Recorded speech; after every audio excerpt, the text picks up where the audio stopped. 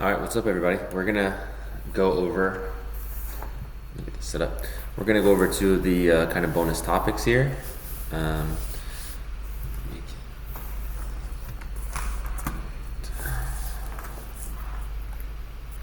okay, we're gonna be going over.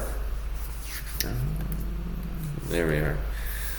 Gonna be going over 1.3, 1.13, I guess, and we're gonna lead into 1.14. And so this is modulus argument kind of form. So this is basically just a way to write coordinates that's about as complicated as possible. And some of this is like, it's good for you to understand how it works or why it works, and some of this is just like, who cares how it works? Just learn how to do it. It's kind of right in between those two things. So if some of this stuff that I'm talking about, you're thinking like, that didn't make any sense, I'm going to make sure that when I get to a certain point to be like, this is the important stuff, and make sure we're kind of there. So last time we were talking about the complex plane, okay? And in the complex plane, we have the x-axis and we have the y-axis. And we're imagining that we have the real part in the x direction and the imaginary part in the y direction, and that's making up the complex plane. If we have something like z equals 5 plus 2i, we use the letter z because we don't want to use x and we don't want to use y. We think about this as the x, real term, and we think about this as the y, unreal, imaginary term. And so we would just go over to 5, and we would go up 2, and we would put our point here. Now this is considered Cartesian form because it's mostly x's and y's, and it doesn't have any kind of angles or things like that. Now we talked about polar form, okay? And polar form would be, instead of thinking about this as 5 and 2, think about this as far as what is the radius or the vector length or the magnitude, and how far is this? And it's just the Pythagorean theorem, and so that would be 5 squared plus 2 squared, square rooted, and so it would be the square root of 29. Now this could be listed as the absolute value, but it's not the absolute value. This is more like the magnitude of a vector, and it is also called the modulus. Now, this is modulus argument form. Up next, we could think about this theta, because we know that the radius is square root 29, it could be in any of these directions. We need to know the precise theta here of this coordinate. And so this theta is also called the argument. So our modulus argument form is going to be built using the modulus and using the argument. Now, how can we talk about these things a little bit more? We're going to want to also incorporate, thinking about this like a triangle, that the cosine of theta is adjacent hypotenuse. That's going to be the x direction and the radius, or the argument. That the sine of theta is going to be y over r, and that the tangent of theta is going to be opposite adjacent y over r. If I wanted to come up with the true theta for this position, I could use the tangent here. I know that the y is 2 and the x, the tangent is opposite adjacent. This is supposed to be an x. Good catch. Sorry about that. Of course, I'm sure you guys caught that as well when you were listening. opposite adjacent, so it should be 2 over 5. So if I wanted to find the true theta of this exact polar coordinate, I could say, that tangent of theta is equal to opposite over adjacent, and I could use a calculator. Let me get an actual calculator instead of a phone calculator.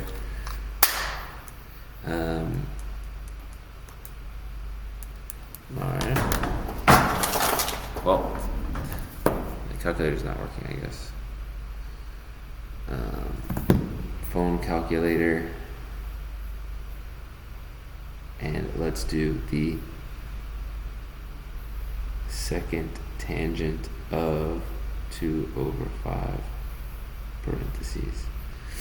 And so 21.8, which would round up to 22 degrees, would be my argument here. So theta is equal to 22 degrees. Now it's a little bit more likely that we'll be in radian form instead of in degree form, but just because I'm using this calculator, we'll let it go, which is 22. Okay, now keeping in mind all of this, again, a lot of this is stuff we talked about last time, we're going to introduce modulus argument form. Okay, the idea with modulus argument form is that we're going to talk about the x direction and the y direction. Okay, so we're gonna have our z. We're gonna use this because here is our x direction. Multiply the r to the front. The x direction is going to be called r cosine theta. Then we're going to look at this y direction. Multiply the r to the front, and the y direction is going to be r sine theta. Now, not only that, we know that the y direction is the imaginary direction, and so we're also going to have an I in front of this sign because it's in the imaginary direction. And the last piece is that both of these have r's, and so we're going to write this as r cosine theta plus I sine theta. Now this is just a way to write this. It looks completely different and it looks completely random. This is just a way to write a coordinate.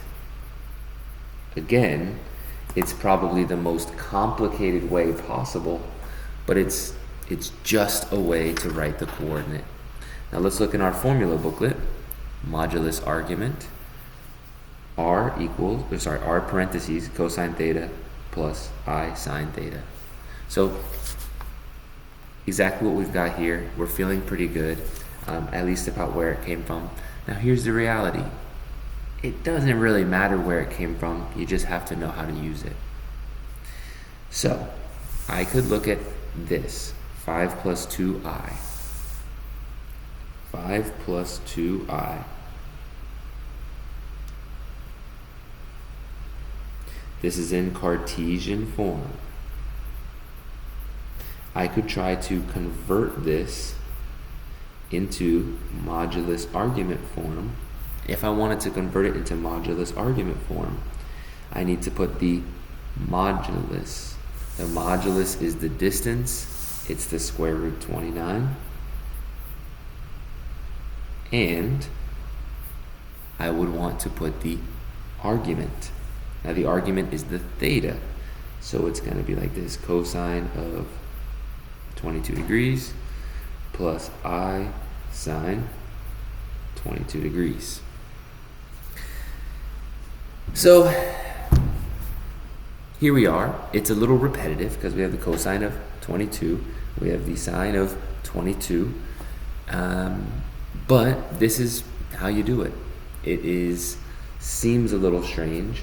Again, the whole idea is that this form tells you to go right 5 up 2.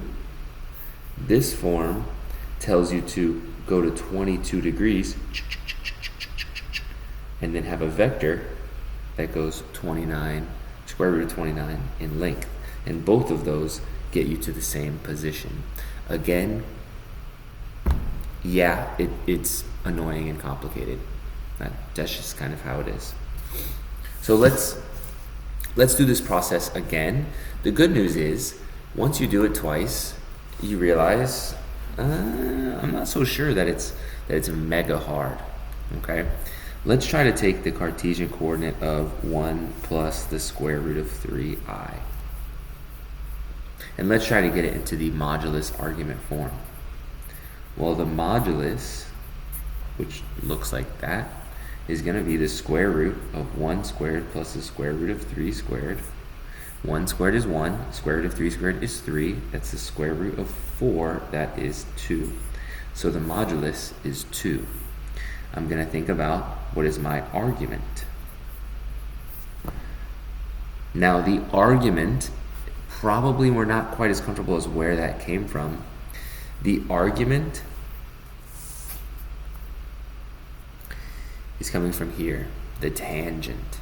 Put the y over the x. Now that might seem a little crazy, but remember, this is the x and this is the y. So the argument is tangent theta is equal to, just put the y on top of the x, square root 3 over 1. That means that the tangent theta is equal to square root 3. And where does that happen? The tangent of theta is equal to square root of 3 at pi thirds. So here's my modulus, here's my argument. The modulus, you just take the two numbers and you do the distance formula. The argument, you just take the two numbers and you do the tangent. It's not actually insane. The modulus argument form, z is equal to 2 cosine pi thirds plus I sine of pi thirds. Now, as far as this goes, we're going to leave this here, okay? I know you might be thinking, well, I know what cosine of pi thirds is.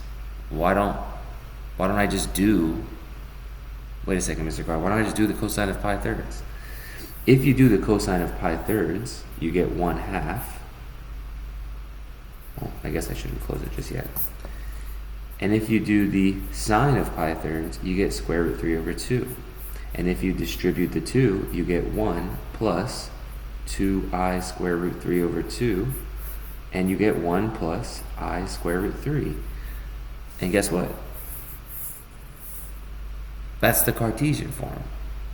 So the modulus argument form is unsimplified. Ooh, that should turn into an I. It's unsimplified. Yes, you could simplify it, but if that was the case, you would just be taking it right back to the form that it was before. Okay, it's really repetitive. And honestly, I don't know that I want to write cosine pi thirds plus I sine pi thirds. It's a little annoying. Of course, mathematicians, we hate writing. And so, there is the new form of r cis theta. Cosine I sine. It's just an abbreviation. Z is equal to 2 cis pi thirds. It's just a way to chop out all of this to make it shorter. It's no different. There's no extra fancy rules. It's just the easiest, shortest way to write it. Now, if I look in my formula booklet, here's the modulus argument. R cosine theta plus I sine theta. That's easy. Here's my r cis theta. Notice there's like a kind of a triple equal sign going on. And there's one more in here, which is r e to the I theta. And that is the exponential. And this guy here, his name is pronounced like Euler. even though it looks like Euler, but it's not Euler, it's Euler. Euler is probably the most famous mathematician ever, which is kind of strange because you haven't heard about him very much, and you might think about like Newton or whatever. But Euler is the GOAT, if you're looking for the math GOAT. But Euler, this is his favorite kind of form to do it. And again, it's the same idea. You just put the argument, then you put the theta, and to do this one, we would just say z is equal to 2 ei pi thirds.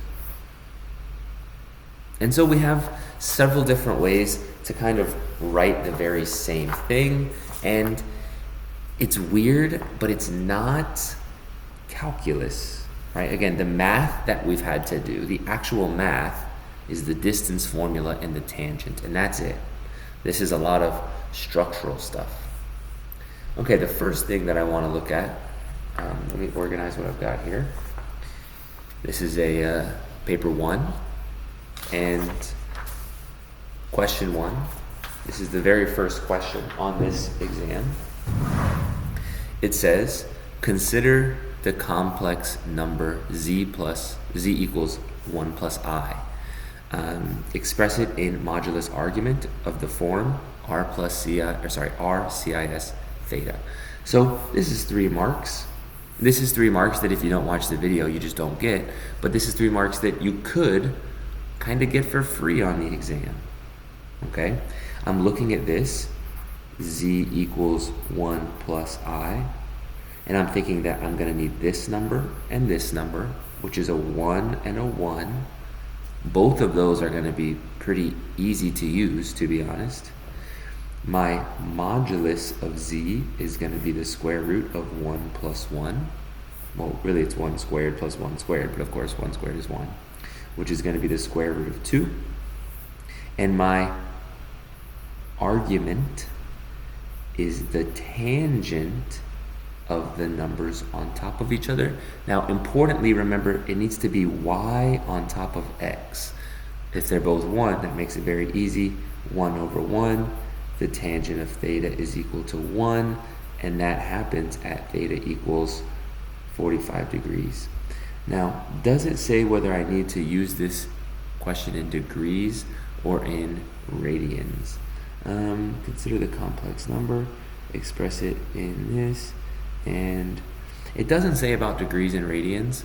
However, radians are better than degrees if you're talking about a circle. And because we're talking about theta of the circle, because we're talking about our circle here, radians are kind of our default. So I'm going to go with pi over 4. In order to express it in the modulus argument here, I'm going to go with z equals modulus CIS argument. And there we go. That's 3 marks. I'm probably getting 1 here, 1 here, 1 here. There's my 3 marks. So these questions, it doesn't mean that they're going to be insanely, rocket science difficulty. However, if we consult the formula booklet,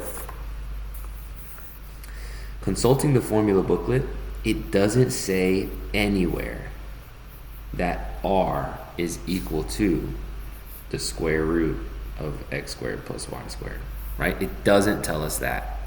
It doesn't tell us that the theta comes from tangent theta equals y over x.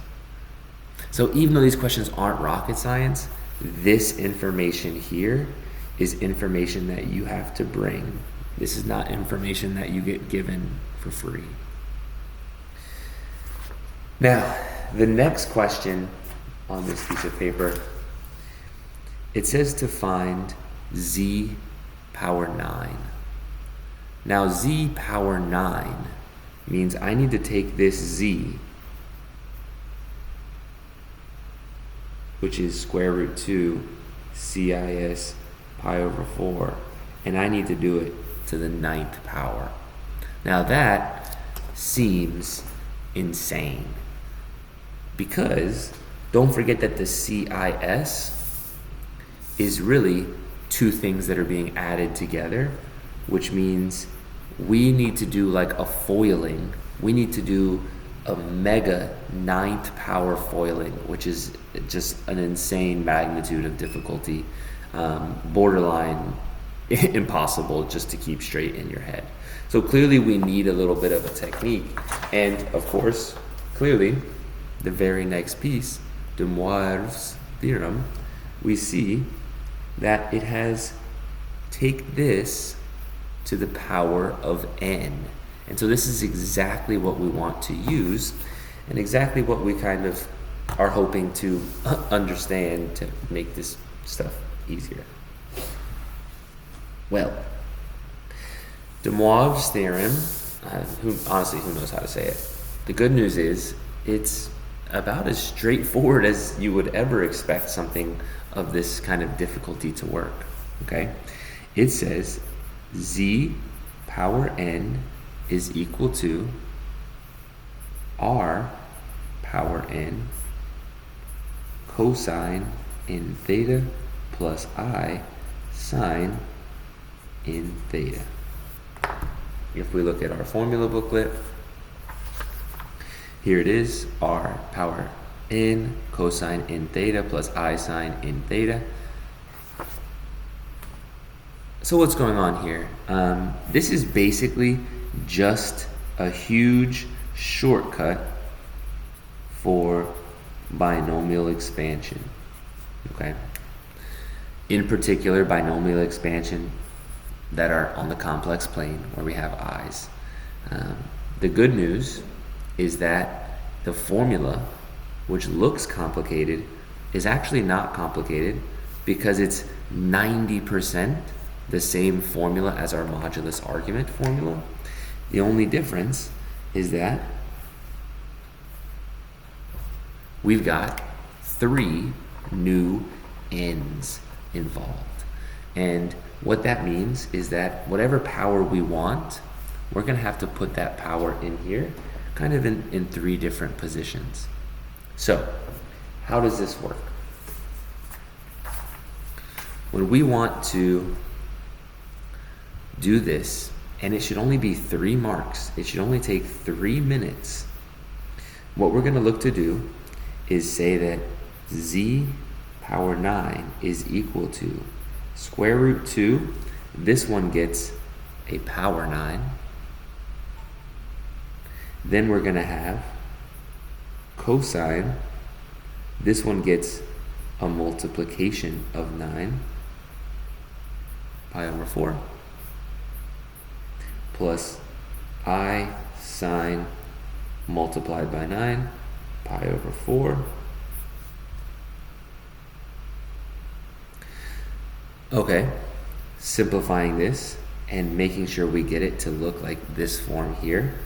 Let's talk about the square root of 2 power 9. The way that we're going to multiply this with no calculator is that we know every 2 square roots of 2 are going to make kind of 1 regular square root of 2. If I wanted to write this as long as possible, 3, 4, 5, 6, 7, 8, 9.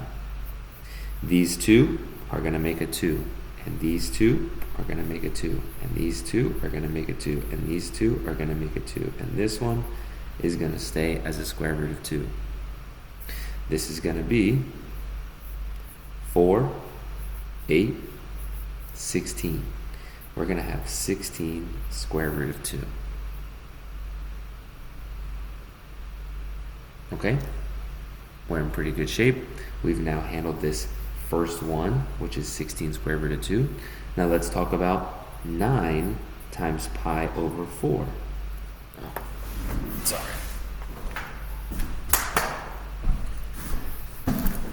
9 times pi over 4 is going to be 9 pi over 4. Now 9 pi over 4 is too big. It's kind of left our first lap of from 0 to 2 pi. 9 pi over 4 is 8 pi over 4 plus pi over 4. And 8 pi over 4 is 2 pi plus pi over 4. And we know when it comes to going laps around the center, that 2 pi just takes us back right where we started. So 9 pi over 4 is 1, 2, 3, 4, 5, 6, 7. Wait, 1, 2, 3, 4, 5, 6, 7, 8, 9. 9 pi over 4 is the same thing as regular 1 pi over 4. And so, this 9 pi over 4 that we have here is actually just a regular pi over 4. So, let's put these two things together. We've got 16 times square root 2. We've got cosine of pi over 4 plus I sine of pi over 4. We've talked about, well, how do you get from modulus argument back into the regular form? You just do the cosine. Like whatever it says, you just actually do it. So we've got 16 pi over 2 times cosine of pi over 4 is square root 2 over 2. And sine of pi over 4 is square root 2 over 2. Distribute this to figure out what I've got. And I'm going to end up with 16 square root 2 times square root 2.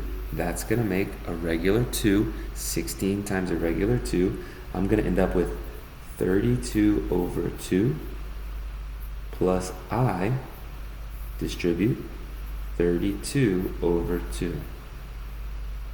The final answer is 16 plus 16i. Oh, ran just a little bit out of room here. Now this is obviously an IB exam question, and handled it not too bad. We've incorporated Demoivre's theorem, and it's pretty quick to incorporate.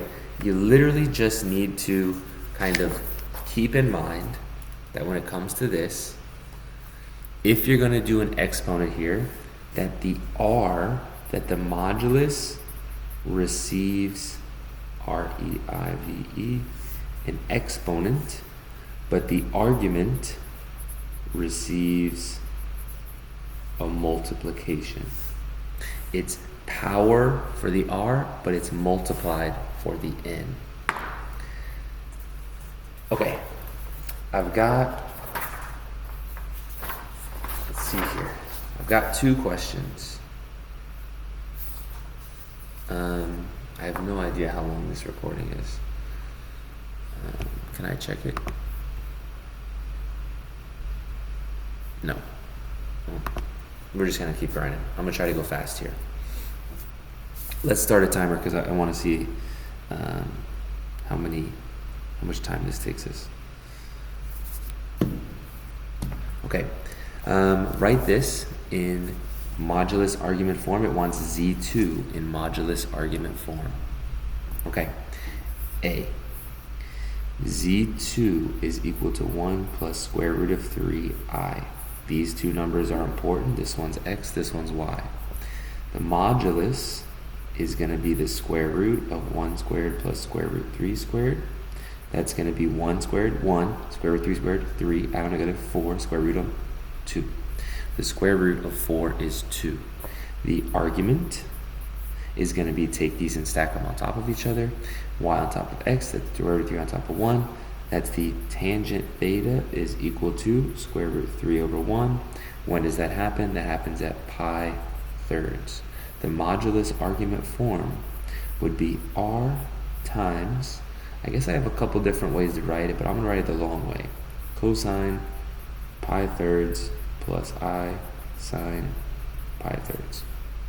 That's going to get me all 3 marks. What is the value of, that's the modulus. So I'm going to be talking about the moduluses here. I'm not going to have any of the argument. I'm only talking about the modulus here. Talking about the modulus only. The moduluses it says z2 cubed. Okay, so z2 cubed is 2 cubed is 8. And if the moduluses multiplied together, then r times 8 is equal to 2.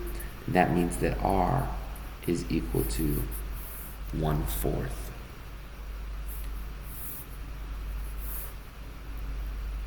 Okay, 3 marks. And this one here, it says find the argument. So now I'm going to be talking about the arguments, not the moduluses. So the arguments are the angles. I know that the angle of z1, the argument of z1 is pi/4. I can tell it's pi/4 just by looking at the modulus argument form. I know that the argument of z2 is pi/3. If I want to find the argument of z1, z2 cubed, I'm going to start with my z2 cubed. Now remember, the argument receives a multiplication. The argument does not get cubed. The argument gets multiplied. So even though I want to do z2 cubed, that is going to result in my argument not being cubed. It's going to be multiplied by 3. So z1, z2 cubed is going to be pi/4 z2 cubed. Sorry, z2 cubed is actually going to be z2 times 3, which is going to be like this. And now I want to think about kind of how these things are combined together. I've got my pi/4 and I've got my pi, and I want to think about combining them together. It looks like they need to be multiplied, and if I multiply them, I'm going to get pi squared over 4.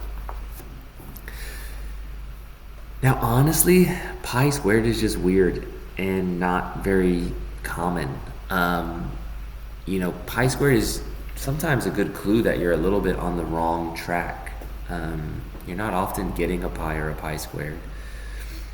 You want to think that the arguments are kind of, whenever they interact, they're always getting downgraded.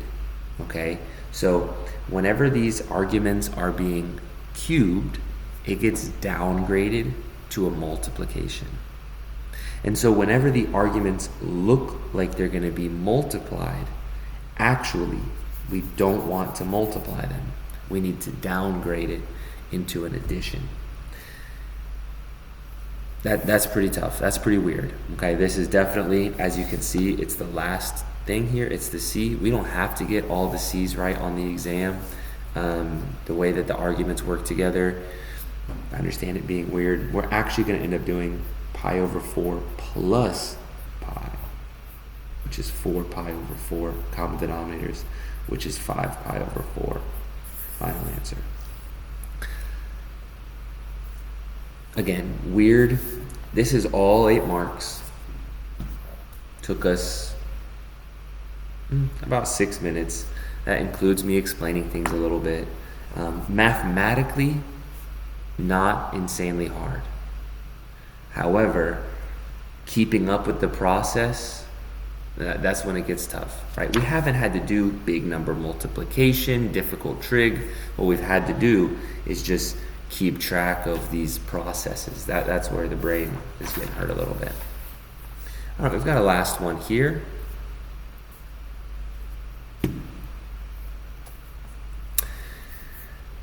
Consider Z, okay, it's clearly in modulus argument form. It says find Z cubed. Okay, this should be really easy because it does, we've got a 1 for the modulus. Like this is pretty straightforward. Z cubed is going to be, take the 1 and cube it, cosine of 3 theta plus I sine of 3 theta. You get a cube here, and then you get multiplications in front of the theta. Obviously, 1 cubed doesn't really matter, and so straightforward. Z cubed is cosine of 3 theta plus I sine of 3 theta. Nice. You can see that's only worth 1 mark because we didn't really do anything. We just put a 3 in front. Find Z cubed using the binomial theorem. Okay, the binomial theorem is something we've been practicing a little bit. This is a great question that incorporates both these things. Z cubed, that means I want to take cosine theta plus I sine theta and cube it. That means I want to do my binomial theorem. Z cubed is equal to the first one 3 times, cosine cubed. The next one is going to be the first one twice, cosine squared, and the second one once, I sine theta. It's also going to have 3 NCR 1, I guess, which is 3. Up next, we're going to have 1 of the first and 2 of the second. Now, when we have 2 of the second, not the 2 there, that was a mistake. We need to basically have double this using multiplication. So we're going to have I squared, and we're going to have sine squared theta. And then we're going to have the same thing here where we have 3 in CR2. And the last piece that we're going to need is we're going to need 0 of the first piece and triple of the second, which is going to be I cubed. Come on. Sine cubed theta. 3 in CR3 is just a 1, so it's not going to really matter too much. I want to go ahead and simplify this and reduce this as much as I can. The best way I can simplify and reduce this is trying to make it so that the eyes are in a good position by putting them near the front. And also, I'm noticing this one here, which has I squared, and this one here, which has I cubed. I squared and I cubed can be simplified. I squared is -1, and I cubed is -I.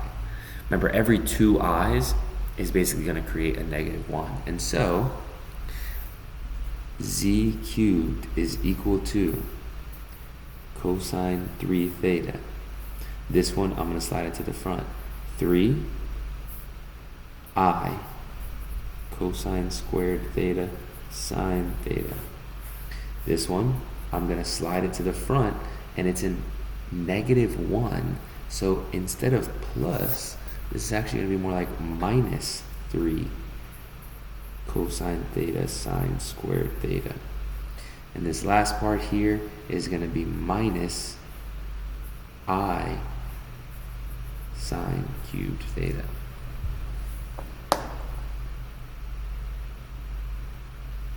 Okay, now find Z cubed using the binomial theorem. I think we've done a good job here. That's worth 3 marks. Now that definitely took some time. The binomial expansion is never quick. The last part, it says compare the results for Z cubed, because here's and here's 2 different versions of it, and deduce formulas for cosine of 3 theta and sine of 3 theta. Express cosine of 3 theta in terms of cosine only, and sine of 3 theta in terms of sine theta only. All right, my first strategy here is that I'm noticing some of these parts have imaginary pieces. Some of these parts have imaginary pieces. And so I'd like to be able to put these imaginary pieces together and have the real pieces together and kind of separate them out. That's because the cosine here, cosine of 3 theta, is the real part, whereas the sine of 3 theta is the imaginary part. So I want to separate these a little bit.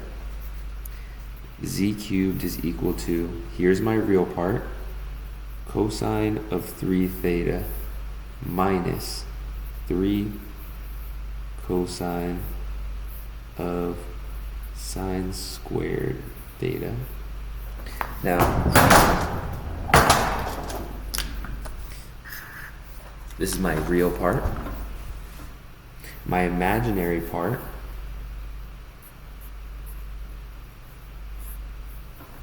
I'm going to go ahead and take out the i's here. So I have 3 cosine squared theta sine theta. I took out the I, so I have minus sine cubed theta. And so this is my imaginary part. And I'm going to look up here and see that this cosine of 3 theta and the sine of 3 theta. So now, match these up. And I'm going to say that the cosine of 3 theta is equal to this part, cosine cubed theta minus 3 cosine theta sine theta, sine squared theta. And the question also says cosine in terms of cosine and sine in terms of sine, and that means that this part here, the sine squared theta, I want to get in terms of cosine. So I want to use any kind of formula that I have to help me do that. I'm going to use the Pythagorean identity. I'm going to swap this out for 1 minus cosine squared theta. So I'm going to have cosine of 3 theta is equal to cosine cubed theta. And now I'm going to maybe do a little distributing here.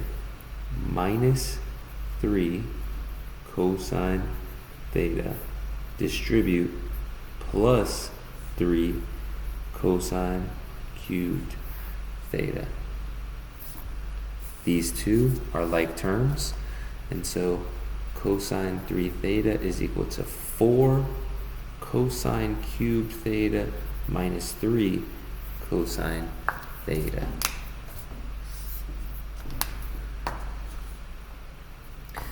Let's do my sine now. Sine 3 theta, that's the pink part.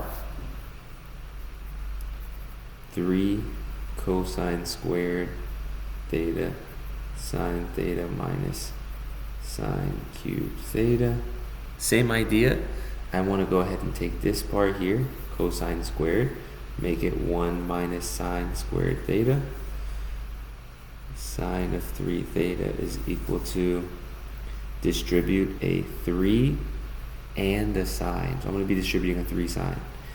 3 sine theta minus 3 sine cubed theta minus sine cubed theta.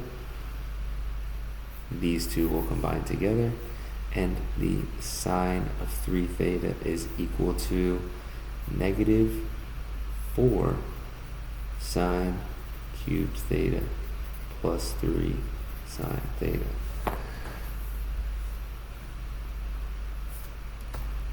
And here is this. Now what actually happened here, we started off using Demoivre's theorem. It was very easy. Then we used binomial expansion. It was a little bit messy. We ended up splitting them so that they looked more like a real and an imaginary components. And then we just did a little easy trig simplification a little bit, being careful, keeping track of things, and it wasn't too bad. Now this result says that cosine of 3 theta is equal to, this is basically the triple angle identity. Now we've never learned the triple angle identity because really who cares? Who would want to know the triple angle identity? However, we've just figured it out. So if I go triple angle identity cosine,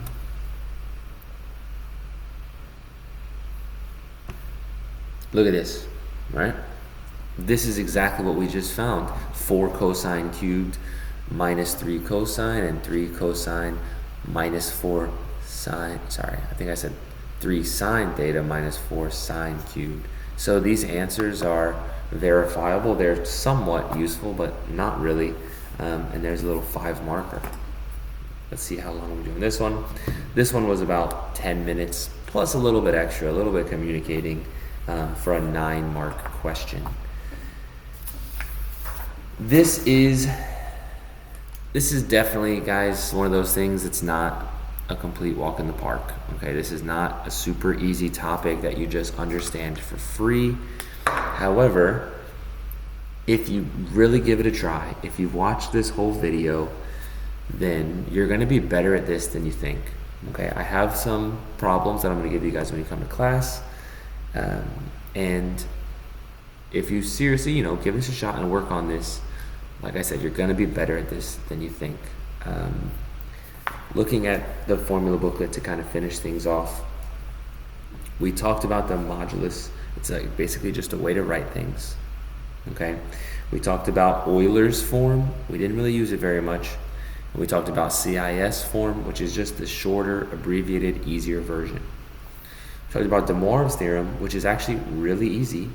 It's about trying to skip the binomial expansion by just remembering a pattern that the r gets exponents, but the theta only gets multiplied. Remember, the arguments, they end up getting kind of downgraded a little bit. So if you're kind of thinking about exponents of the arguments, you actually are going to multiply the arguments. If you're thinking about multiplying the arguments, you're actually going to add the arguments. That's kind of how it works. Okay, I'm going to finish up this video. I think that's plenty long enough. But this is going to be obviously some of the tougher, more abstract things that we learned this year. Great job, and I appreciate you guys being locked in, I'm sure, for an hour and a half.